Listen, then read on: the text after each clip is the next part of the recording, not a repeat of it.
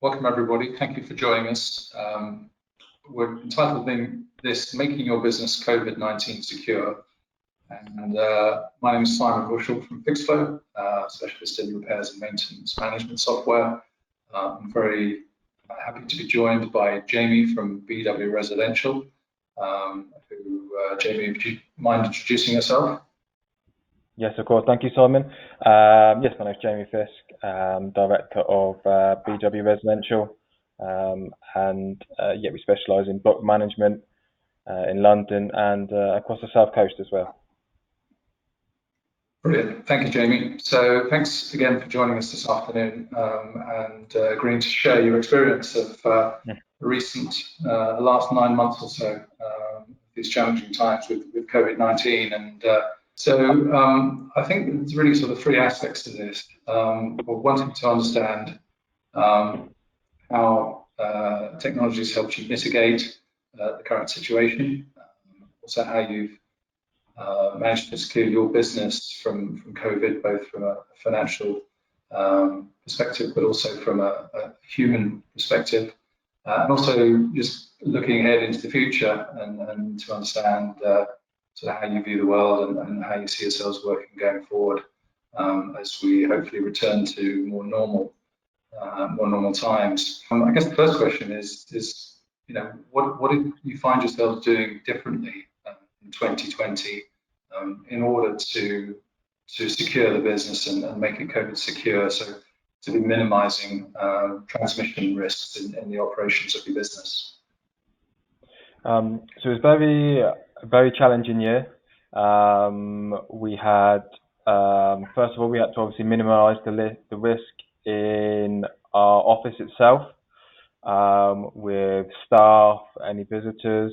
We're fortunate enough where a lot of the systems that we used are cloud-based systems. So it meant that when we went into the first lockdown on, I think it was the 23rd of March, we were well equipped for our staff to go home and continue working from home. We then had to make sure that we had, when the staff came back, that we had appropriate measures in place that range from suitable signage, temperature readings of members of staff when they were coming into the office, a rota, so we wouldn't have all members of staff coming back. We had to make sure that the appropriate social distancing was happened.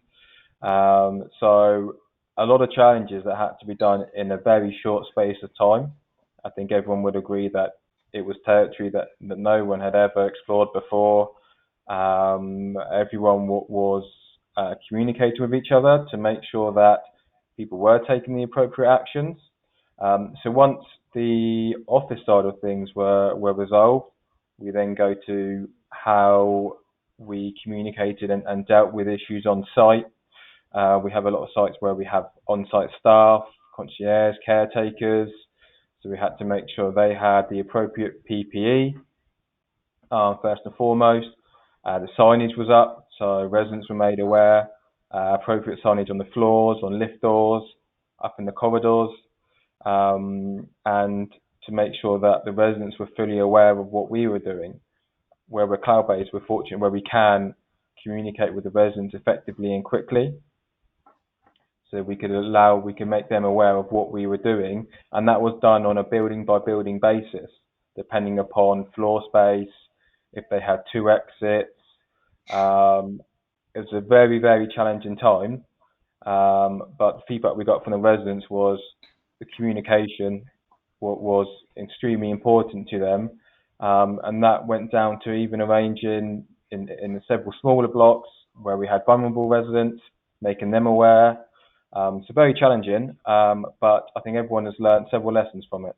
It was uncharted territory, as they say. I think one of the challenges we had was where we had no one in the office. We had no one receiving post or parcels. That was a little bit of a challenge there, but that we managed. We resolved that with the sorting office, so that wasn't too much of an issue.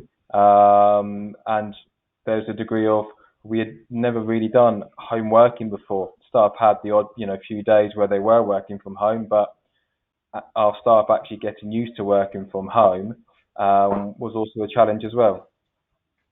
Okay, I think we can all relate to that to a greater or lesser extent. And so turning towards your customers, how have you managed to maintain your responsiveness and your service levels towards your customers through the pandemic? I think everyone will probably agree communication has been key, and I think that's been drilled in on several webinars, on several fixed flow webinars, ARMA webinars, where if you can get the communication right, then your service levels are maintained. We encourage people to report repairs through our website, through our fixed flow system. That meant that residents our staff, can retrieve them from working from home and can deal with them appropriately. Yes, there were issues with people. I think everyone was aware with people working from home. People have trying to look after children at the same time they're trying to look after their pets as well. But everyone was very, very understanding of that. So I think once you get the communication correct, and that gets fed through to the leaseholders, so they're aware of what we're doing, that means our service levels are maintained, as well as communicating that back to the staff as well. What about AGMs? How have they continued, and so in what form? So the first few weeks where they were initially postponed, I think no one really knew what was going to happen, how long the lockdown was going to go on for. When it became apparent that this really wasn't going to change for quite some time, we then encouraged our leaseholders to continue with AGMs, but on a virtual basis. So we carried out a lot via using Zoom. And one of the benefits that we found was actually the attendance levels of people attending the AGMs increased by using Zoom compared to actually physically holding a meeting and people turning up. A lot of that applied to landlords where they may not be local, so they could attend. I suspect a level of that attendance was also due to people working from home or may have been on furlough, so they had the time and capacity to be able to attend. And since then, all of our AGMs have now been on Zoom, whether it's AGMs, director meetings, any meetings with leaseholders that necessarily don't have to be done on site. I think it's probably one of the benefits that have come out from using the software is that everyone has now got used to it, and it's one thing that I do hope continues. One thing we saw when lockdown was first brought in was that reactive repair requests across the board fell by about 25% within our customer base, and that was even higher at 42% in the block management sector. How's that for you, and how has that trended since the start of lockdown for you in terms of repair reporting? So the first lockdown, we had similar figures for the first 2-3 weeks. I think a lot of that was due to, again, going into the unknown. People weren't too sure whether our sector was going to continue, whether we could continue to do work, whether they could continue to report repairs. Once that all got communicated and lockdown started to ease slightly, that's when we then saw that decline going back and maintaining at normal levels. With the second lockdown from November, we didn't see too much of a dip in repairs. I think it was probably slightly different to the first lockdown, where things had already been communicated to residents. That then just continued as it was before. But one of the things we did highly push was people trying to report repairs, because what we didn't want was a gap of people not reporting repairs and then playing catch up. So when we communicated to leaseholders, we made them aware that repairs will still be going ahead and to communicate that with us. What about availability of contractors? Have you had to deal with contractors being on? So once we had communicated with leaseholders, communicating with the contractors was challenging. It was more a case of communicating with them, finding out which contractors were available. We tended to find a lot of the smaller companies. Some of them were either self-isolating or weren't prepared to continue any work, whether that was cleaning or your general reactive works. the medium to larger companies we found were very well equipped. But the problem that I think a lot of people incurred were that everyone was trying to get works done. So where they had a backlog, everyone was trying to catch up with works. It then meant that puts a delay on the reactiveness time of the contractors attending. So that took a few weeks to get over that hurdle and play catch up, so to speak.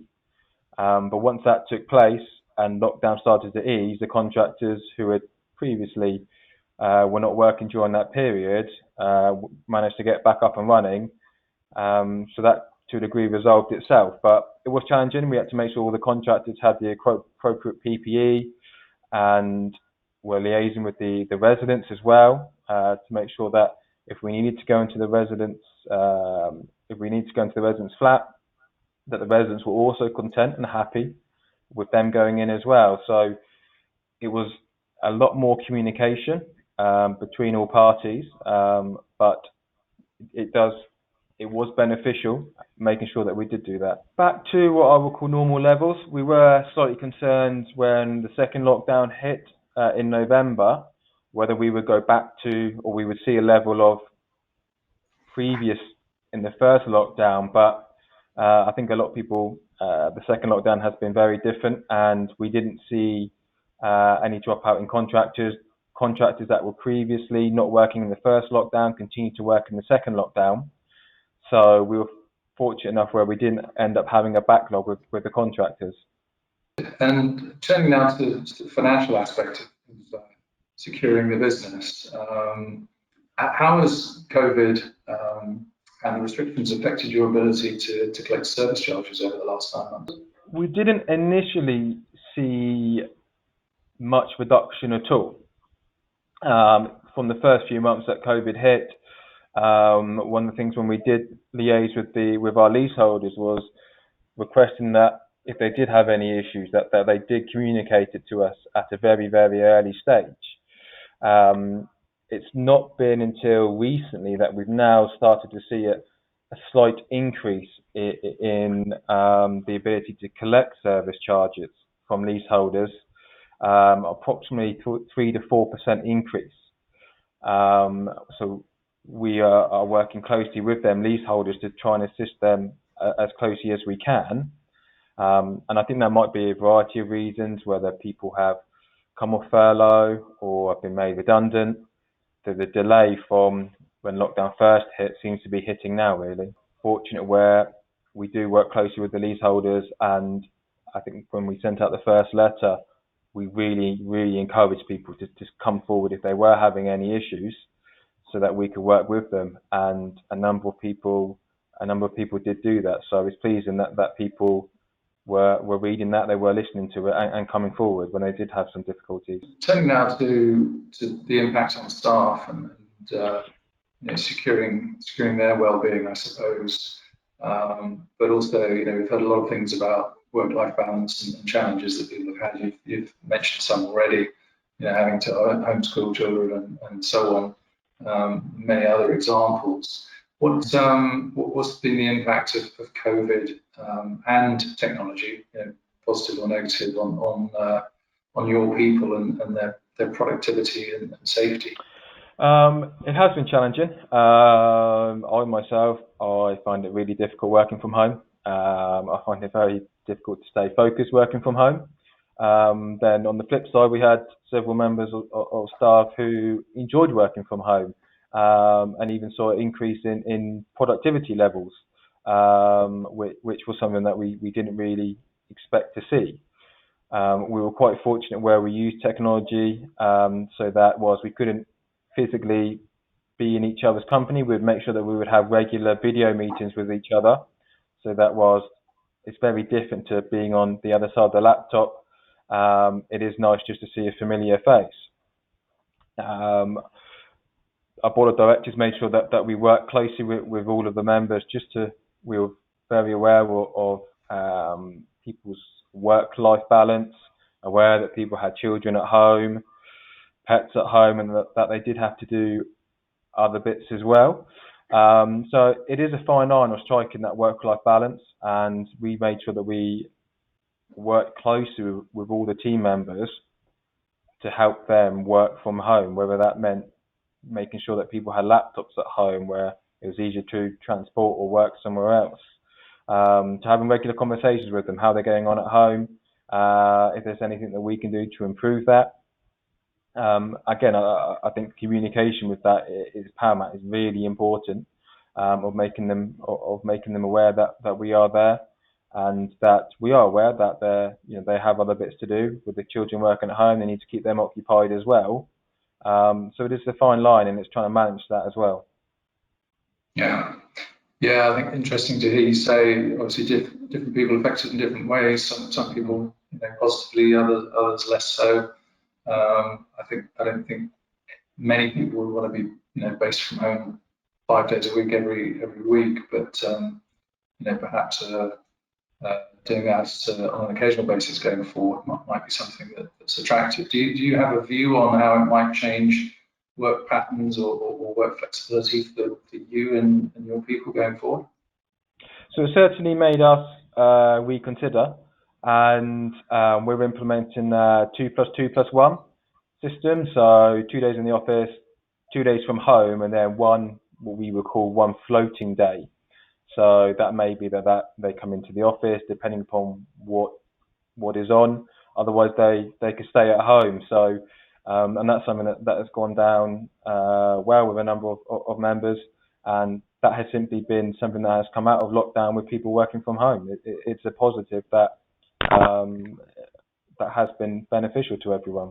Can we talk now about sort of the impact of technology from a data and information point of view?